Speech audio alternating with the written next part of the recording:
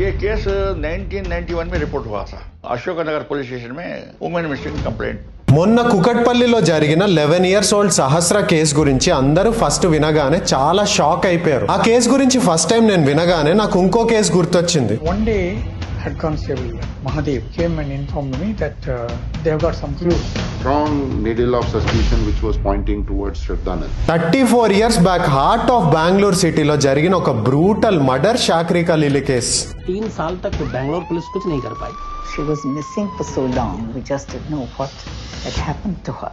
సహస్ర కేసులో జనం అంతా ఒకటే మాట చెప్తున్నారు, ఈ రాక్షసుడు ఎవడైతే ఉన్నాడో వాడికి జీవితం లేకుండా చెయ్యాలి అని. కానీ శాక్రి కలీలిని చంపిన 45-year-old అక్యూజ్డ్ ఎవడైతే ఉన్నాడో వాడికి మాత్రం డెత్ పెనాల్టీ కూడా ఇవ్వలేదు. Multi-millionaire. Granddaughter of the Diwan of Mysore. Akil Akbar Khalili and Adi Shakre Got married. Minor major ఇలా క్రైమ్ కు ఒక నీతి ఉందా? దీనిపైన ఒక ఫుల్ వీడియో చేసి డిస్క్రిప్షన్ లో లింక్ ఇస్తున్నాను, అది నొక్కి ఫుల్ వీడియోని చూసేయండి.